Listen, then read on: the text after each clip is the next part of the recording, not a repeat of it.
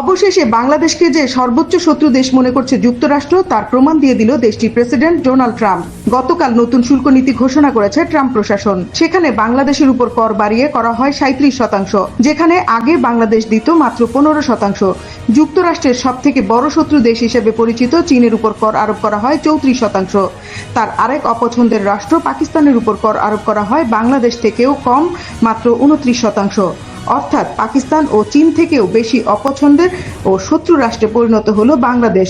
অন্যদিকে ট্রাম্পের বন্ধু রাষ্ট্র হিসেবে পরিচিত ভারতের উপর কর আরোপ করা হয়েছে মাত্র 26%, যা আবার আলোচনার মাধ্যমে কমিয়ে আনার সুযোগ আছে, তবে সেই সুযোগ নেই বাংলাদেশের। বাংলাদেশের অর্থনীতি মূলত টিকেই আছে গার্মেন্টস শিল্পের উপর, আর তার সব থেকে বড় বাজারের একটি হলো যুক্তরাষ্ট্র। কিন্তু ট্রাম্পের এমন নীতির ফলে বাংলাদেশের অর্থনীতিতে ঘোর অন্ধকার নেমে আসার কথাই জানালো ব্যবসায়ীরা। চায়নাও বাংলাদেশের চেয়ে এই নীতিমালার কারণে বাংলাদেশের চেয়ে কম, সেখানে বাংলাদেশ কিন্তু সেখানে বেশি। ইন্ডিয়াতে 26%, ভিয়েতনামে আরো কম। মানে এইভাবে যেটা হয়েছে তাতে বাংলাদেশ বেশি ক্ষতিগ্রস্ত হবে। সবকিছু চিন্তা করে বলতে হয় যে প্রভাব তো ভালো হবে না, এটা মানে নেগেটিভ ইমপ্লিকেশনস আছে। বিশ্ববরণে ইউনুস দেশের প্রধান হয় বিশ্বের সবাই বাংলাদেশকে সর্বোচ্চ সুযোগ সুবিধা দিবে বলে ফেরি করা জ্ঞানপাপীরা এখন মুখে তালা দিয়ে বসে আছে। কারণ গত 7 মাসে ইউনুস কোনো দেশ থেকে বাংলাদেশের জন্য কোনো সুখবর আনতে পারেনি।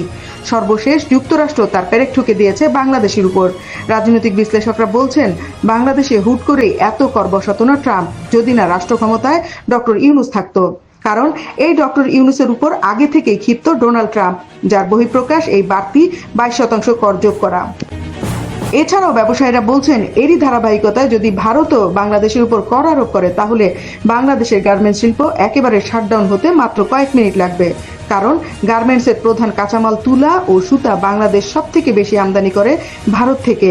আর রাজনৈতিক বিশ্লেষকরা বলছেন, মাত্র কয়েকদিন আগেও অহেতুক ভারতকে খেপিয়ে তোলার মতো যে বক্তব্য ইউনুস দিয়েছে চীন সফরে গিয়ে, তাতে করে ভারত অর্থনৈতিকভাবে বাংলাদেশকে চাইলেই বিপদে ফেলতে পারবে। গত 7 মাসের বিবেচনায় ব্যক্তি ডক্টর ইউনুস যে বাংলাদেশের জন্য কত বড় অভিশাপ নিয়ে এসেছে তা দেশের মানুষ টের পাচ্ছে প্রতিনিয়ত। Desk report, বিবাংলা.net।